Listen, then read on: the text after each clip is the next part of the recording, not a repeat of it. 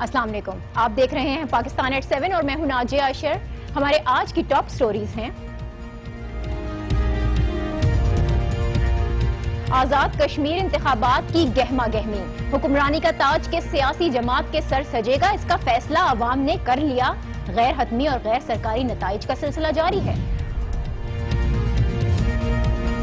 آزاد کشمیر میں ووٹر لسٹوں میں غلطیوں کی شکایات، پشاور میں پیپلز پارٹی کا مبینہ دھاندلی پر احتجاج، کچھ مقامات پر تلخ کلامی، اس سب کے باوجود پولنگ کا مرحلہ بخوبی نمٹ گیا۔ اور صحافت سے سیاست تک کا سفر، مشتاق منہاس کامیابی کے قریب، جیت گئے تو کیا وزارت عظمیٰ کے مضبوط امیدوار ہوں گے؟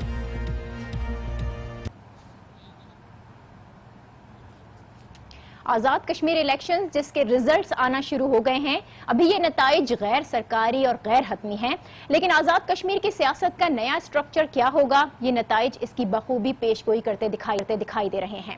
مسلم لیگ نون، پیپلز پارٹی، تحریک انصاف میں کڑا مقابلہ ہے۔ مسلم لیگ نواز، جس کے لیے توقع کی جا رہی تھی کہ وہ بآسانی یہ الیکشن جیت لے گی، فی الحال بازی لے جاتی ہوئی دکھائی تو دے رہی ہے۔ دن بھر پولنگ اسٹیشنز پر ہم نے گہما گہمی دیکھی۔ پولنگ صبح 8 بجے سے شروع ہوئی تھی جو بغیر کسی وقفے کے شام 5 بجے تک جاری رہی ہے، اور اس پولنگ کے دوران چند ایک ایسے مقامات سے جہاں تصادم اور فائرنگ کی کچھ خبریں آئیں، کچھ گرفتاریاں بھی ہوئیں۔ پشاور میں پیپلز پارٹی کے کارکنوں نے پی ٹی آئی پر دھاندلی کا الزام بھی لگایا، لیکن اگر ہم اوور آل سچویشن دیکھیں تو خاصی بہتر رہی ہے اور کوئی بڑا تنازعہ پیدا نہیں ہو سکا۔ ان انتخابات میں کچھ منفرد چیزیں بھی ہمیں دیکھنے کو ملی ہیں۔ لاڑکانہ میں صرف ایک ووٹر کے لیے پولنگ اسٹیشن کا قیام، اس کے علاوہ ساہیوال میں 6 اور سکھر میں 10 ووٹرز کے لیے پولنگ اسٹیشنز قائم کیے گئے۔ اس وقت نتائج کی آمد کا سلسلہ جاری ہے اور وزارت عظمیٰ کے لیے کسی بھی جماعت کو کم از کم 25 نشستیں درکار ہیں۔ اب دیکھنا یہ ہے کہ کون سی جماعت ہے جو کہ یہ اکثریت حاصل کرنے میں کامیاب ہوتی ہے، اور آج آزاد کشمیر کے عوام کا جو ووٹ تھا اس کا استعمال، اس کے ساتھ ساتھ جو منتخب نمائندے ہیں، کیا ان کے یہ مسائل حل کرنے کے لیے پوری طرح سے با اختیار ہیں، اسی پر ہم بات کریں گے۔ ہم اس میں آج جوائن کریں گے سینئر تجزیہ کار عامر احمد خان صاحب، اور پروگرام کے دوسرے حصے میں نواز لیگ کی جانب سے وزارت عظمیٰ کے متوقع امیدوار مشتاق منہاس بھی ہمارے ساتھ ہوں گے۔ اس کے علاوہ آزاد کشمیر سے تازہ ترین اپڈیٹس آج نیوز کے نمائندوں سے بھی لیں گے، لیکن پہلے ایک بریک، دیکھتے رہیے پاکستان ایٹ 7۔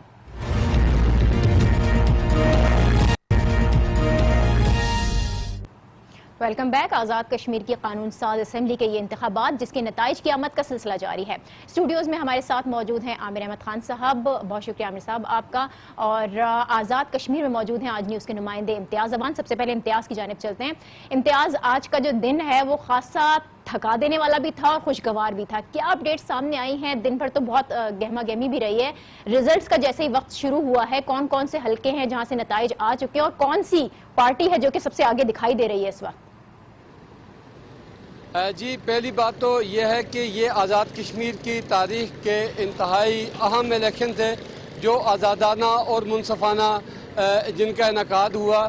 ان الیکشن کی تیاری کے سلسلہ میں جو اقدامات کیے گئے تھے، اس وقت لوگوں کے ذہنوں میں مختلف شکوک و شبہات تھے، لیکن پاک فوج انتظامیہ پولیس انتظامیہ کی نگرانی میں یہ جو الیکشن ہوئے، اس میں کوئی بڑا جو ہے ناخوشگوار واقعہ پیش نہیں آیا۔ آج دن بھر جو ہے وہ پولنگ اسٹیشن پر جو ہے نا وہ گہما گہمی دیکھی گئی۔ جو ہی نتائج آنے کا وقت جو ہے وہ شروع ہوا، سلسلہ شروع ہوا، تو جو بھی امیدوار جیتا تھا جس پولنگ اسٹیشن سے تو اس کی حامیوں کی جانب سے جو ہے نا وہ جشن کا سماں دیکھنے کو ملا۔ لیکن مجموعی طور پر دیکھا جائے تو اس وقت تک جو غیر مصدقہ، غیر حتمی اور نتائج سامنے آ رہے ہیں، ان میں جو ہے وہ مسلم کا پلہ جو ہے وہ دیگر سیاسی جماعتوں جن میں مسلم کانفرنس ہے، پاکستان پیپلز پارٹی ہے اور پی ٹی آئی ہے، ان پہ جو ہے نا وہ بھاری نظر آ رہا ہے، کیونکہ یہ الیکشن ایسے ماحول میں ہو رہے ہیں جب مقبوضہ کشمیر میں جو ہے وہ کشمیریوں کا قتل عام بھارتی افواج کے ہاتھوں جاری ہے۔ اس الیکشن کے اوپر جو ہے وہ پوری دنیا کی نظریں لگی ہوئی ہیں، لیکن خود بھارت کی نظریں بھی اس الیکشن پہ لگی ہوئی ہیں۔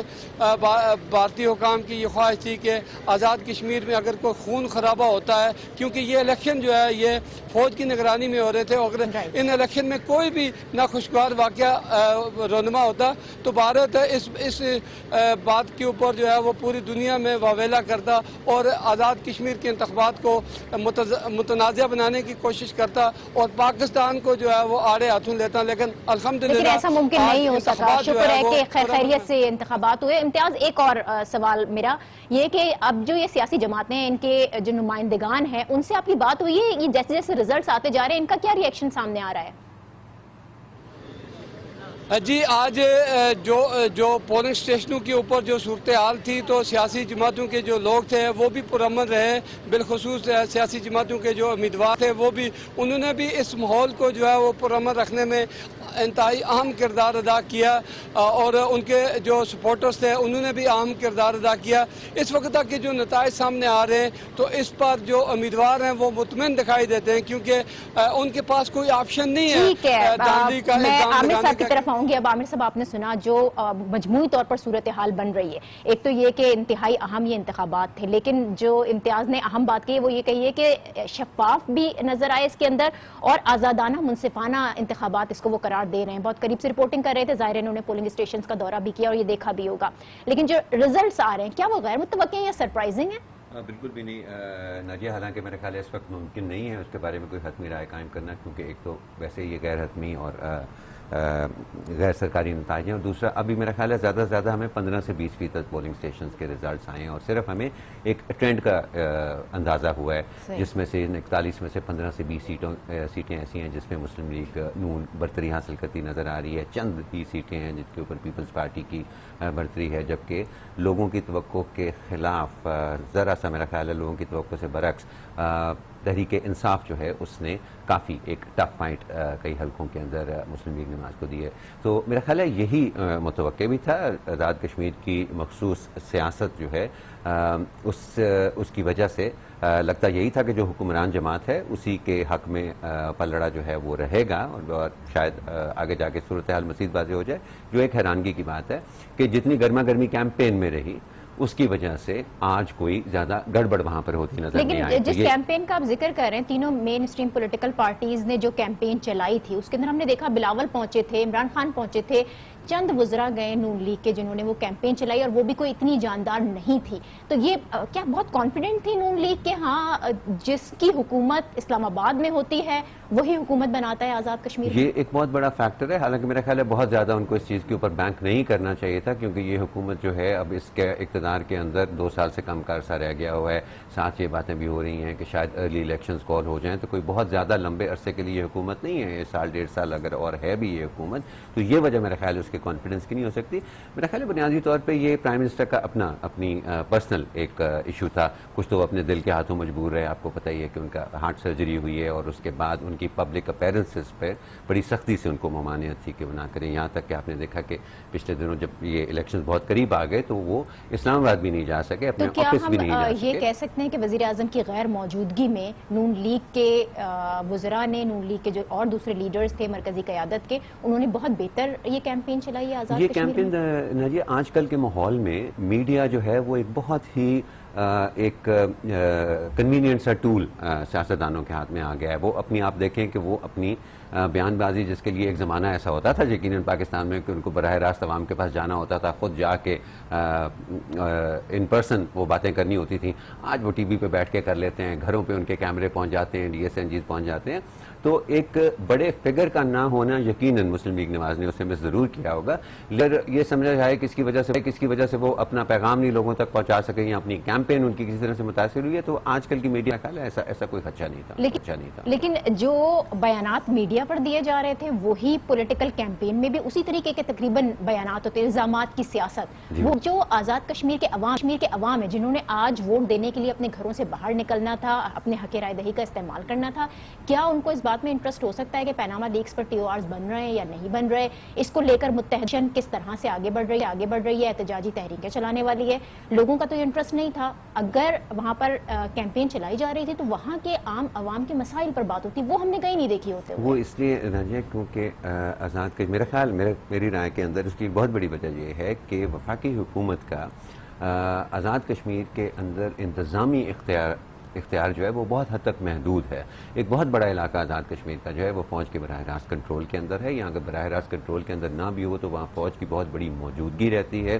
ایک بڑا سوال کیا جاتا تھا آزاد کشمیر کے بارے میں، جو کہ 2005 کا جو زلزلہ آیا تھا اس کے بعد اور بھی اہمیت اختیار کر گیا، کہ آخر کیا وجہ ہے کہ 60-70 سال اس ملک کو بنے ہو گئے ہیں اور اس کی سڑکیں نہیں ٹھیک بن سکتی ہیں.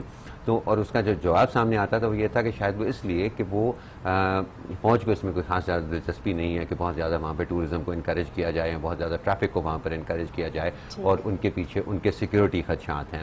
تو ایک ایسا علاقہ جس میں جو وفاقی حکومت کو اپنی پریزنس ڈیمونسٹریٹ کرنا اس کے لیے ویسے ہی بڑا مشکل ہو، اور اس میں سیکیورٹی کنسرنز کا بہت زیادہ ہاتھ ہو، اس میں کس حد تک وہ وہاں کے عوام سے رابطے میں رہ سکتی ہے یا ان کے براہ راست مسائل کے اوپر بات کر سکتی ہے، یہ اس حکومت کے لیے مشکل بھی ہو جاتا ہے. اور کچھ ظاہر ہے کہ یہ اوور سائٹ بھی ہے کہ آزاد کشمیر میں ہمیشہ وہ پاکستان کی سیاست جو ہے اس کی بنیاد پر آزاد کشمیر کی سیاست ہوتی ہے، نہ یہ کہ وہاں پر آزاد کشمیر کے لوگوں کے مسائل کی بات کی جائے. بہت شکریہ عامر صاحب آپ کا. امتیاز زمان آپ کا بھی بہت شکریہ. لے رہے ہیں ہم، اور اس بریک کے بعد معروف صحافی اور آزاد کشمیر انتخابات میں نواز لیگ کے جو امیدوار ہیں مشتاق منہاس صاحب، وہ ہمارے ساتھ ہوں گے. ہمارے ساتھ رہیے. Welcome back. Azad Kashmir election میں نتائج کی آمد کا سلسلہ جاری ہے. اس وقت ہمیں جوائن کر رہے ہیں معروف صحافی اور آزاد کشمیر میں وزارت عظمیٰ کی نشست کے متوقع امیدوار مشتاق منہاس صاحب. بہت شکریہ مشتاق منہاس صاحب، اور بہت بہت مبارکباد آپ کو کہ جو رزلٹس آ رہے ہیں غیر سرکاری اور غیر حتمی، اس کے مطابق آپ کافی آگے جا رہے ہیں. سیاست میں تو بہت صحافی سامنے آئے ہم نے دیکھا، لیکن انتخابی عمل کا حصہ کم ہی بنے ہیں. زیادہ تر ٹیکنوکریٹس کے طور پر وزیر مشیر بنے، لیکن آپ نے الیکشنز کا انتخاب کیا. یہ بتائیں کہ سیاست میں آنے کا خیال کس طرح سے آیا، اور یہ ایک دم سے الیکشنز لڑنے کا کیوں سوچا؟ دیکھیں، میں نے بہت شکریہ آپ کا. میں نے 25 سال صحافت کی ہے، اور 25 سال کے بعد میں نے یکمشت کوئی میں اسٹوڈیو سے اتر کے میدان سیاست میں نہیں چلا گیا ہوں، بلکہ میں نے 1 سال جو اسٹوڈیو کی چکا چوند روشنی ہے، پھر 1 سال اس کو ریسٹ کیا. اس کے بعد میں عملی صحافت میں نے PMLN جوائن کی، اور میں ڈائریکٹ کانسٹیچوئنسی کی طرف گیا. مجھے وہ اس لیے گیا کہ براہ راست آپ ٹیکنوکریٹ کی حیثیت سے، کسی پروفیشنل کی حیثیت سے آپ جائیں اور انڈائریکٹ الیکشن سے یا انڈائریکٹ کوئی آپ منصب قبول کریں. میرے خیال میں یہ اچھی بات نہیں تھی. میں نے اپنے علاقے کا، اور میں نے پاکستان میں بھی سیاست کا آغاز نہیں کیا، بلکہ میں آپ اپنے نے علاقے عملی کی طرف جو صحافت تھی اس کو جو صحافتی کریئر ہے، آپ نے کئی انتخابات کور کیے ہیں، کئی انتخابی مہم دیکھی. اب کیسا لگ رہا ہے کہ جب آپ خود انتخابی مہم چلا رہے ہیں، انتخابی مہم کے لیے آپ نے لوگوں کے گھر تک گئے، ووٹ مانگنا کس طرح سے پاسبل ہو سکا؟ میں یہ سمجھتا ہوں کہ اگر آپ سیاست کرنا چاہتے ہیں، اور آپ کسی بھی میدان میں، آپ وکیل ہیں، ڈاکٹر ہیں، آپ صحافی ہیں، اگر آپ عملی سیاست میں حصہ لینا چاہتے ہیں تو اس کا راستہ عوام کا راستہ ہے، عوام کے سے رجوع کرنا چاہیے. تو میں براہ راست جو ہے نا عوام کے پاس آیا ہوں. ایک بھرپور انتخابی مہم چلائی ہے. قائد پاکستان میاں محمد نواز شریف کا پیغام لے کر میں کشمیر کے طول و عرض میں گیا، اپنی کانسٹیچوئنسی کے ہر گھر میں گیا، گاؤں میں گیا، وارڈ میں گیا، پولنگ اسٹیشن کی حدود کے اندر گیا. وہاں پر ہم نے اپنا پیغام تعمیر و ترقی کا، میاں نواز شریف کا ویژن شیئر کیا. اور اللہ تعالیٰ کے فضل و کرم سے میں آج مسرت محسوس کر رہا ہوں، خوشی محسوس کر رہا ہوں کہ لوگوں نے قائد پاکستان میاں محمد نواز شریف کے ترقی کے ایجنڈے کو قبول کیا، اور آج اس وقت بھی حلقے میں بہت اچھی پوزیشن ہے. جی بالکل. مشتاق منہاس صاحب، جب انسان ظاہر ہے کوئی مختلف کام کرنے جاتا ہے تو کوئی ڈر خوف ہوتا ہے. آپ نے صحافت میں کام کیا ہے، بہت نام ہے آپ کا، کامیاب رہے آپ. اب یہ سیاست کی طرف رخ کرنا، اگر ناکام نہ ہو جائیں، کوئی اس حوالے سے کوئی ڈر ہے دل میں؟ قطعاً ایسی بات نہیں ہے. ہار جیت جو ہے وہ سیاست کا حصہ ہے. اور میں ایک بڑی کامیاب زندگی گزار رہا تھا. میں ایک بڑا کامیاب صحافی تھا. میں اپنے لیے، اپنے خاندان کے لیے بہت بہترین تھا. مجھے کوئی تنگی تکلیف نہیں تھی. جو عزت، فیم، شہرت اللہ تعالیٰ نے مجھے وہاں پر دی، میں اپنے دیکھنے والوں کا بھی شکر گزار ہوں کہ انہوں نے مجھے بڑی پذیرائی بخشی. ٹی وی اسکرین کے اوپر بھی، ایز اے رپورٹر بھی، ایز اے سب ایڈیٹر بھی، ایز اے بیورو چیف بھی، ایز اے چیف رپورٹر بھی، as a national chief reporter بھی میں نے عملی صحافت کا آغاز گراس روٹ لیول سے کیا، بھرپور زندگی گزاری. لیکن جب میں نے یہ دیکھا کہ میرا علاقہ آزاد کشمیر بہت پسماندہ علاقہ ہے، خاص کر کے میرا حلقہ انتخاب بہت پسماندہ ہے، تو میں نے وہ ایک کامیاب اور ایک آسان زندگی میں چھوڑ کے یہاں پر ان سنگلاگ پہاڑوں کے اوپر سرسبز وادیوں میں آیا ہوں. میں اپنے لوگوں کی خدمت کرنا چاہتا ہوں. ترقی کا جو پہیہ قائد پاکستان میاں محمد نواز شریف نے پاکستان میں رواں کیا ہوا ہے، موٹر ویز بن رہی ہیں، اقتصادی راہداریاں بن رہی ہیں، میٹروز بن رہی ہیں، اورینٹ ٹرین بن رہی ہے، اسلام آباد سے مظفر آباد ریلوے ٹریک بچھایا جا رہا ہے، یہ گوادر کی بندرگاہ ہے، ایئرپورٹس ہیں، ترقی کے بے شمار منصوبے ہیں، بجلی کی یعنی لوڈ شیڈنگ کے خاتمے کے لیے ہزاروں میگا واٹ کے پروجیکٹس ہیں. تو میری یہ خواہش پیدا ہوئی کہ اگر ہم اس ساری ترقی کو جو آزاد کشمیر میں لے آئیں. مشتاق منہا صاحب، تو یہ نون آزاد لیگ کشمیر کی کے لیے کامیابیوں کا جہاں آپ نے ذکر کیا، وہیں آپ کی زندگی کی جو کامیابیاں تھیں وہ بھی آپ نے واضح کی. اب صحافت کی طرف ہم دیکھیں تو صحافت میں بھی سیاست ہوتی ہے. پریس کلب کی سیاست میں آپ متحرک رہے ہیں اور سیاسی تجربہ تو ہے ہی. یہ تجربہ آزاد کشمیر کے انتخابات میں کتنا کام آیا؟ میرے خیال میں فرق کوئی اتنا بڑا نہیں ہے، صرف کینوس کا وسیع ہونا ہے. جو پریس کلب کی سیاست تھی یا Pakistan federal union of journalist کی سیاست تھی، وہ ہماری ایک کمیونٹی کی سیاست تھی اور اس میں نے بھرپور کردار ادا کیا. میں تقریباً 13-14 سال نیشنل پریس کلب کا جو جتنے بھی 14 الیکشن لڑے میں سارے کے سارے جیتے. میں 3 سال تک میں پریزیڈنٹ رہا، میں 7 سال تک سیکرٹری جنرل رہا، میں وائس پریزیڈنٹ رہا. پی ایف یو جے کی جو کمیٹی ہے سینٹرل کمیٹی، اس کا میں ممبر رہا، ایف ای سی کا ممبر رہا میں. تو وہ اس کا کینوس محدود تھا، چند ہزار لوگ اس کے ممبر تھے.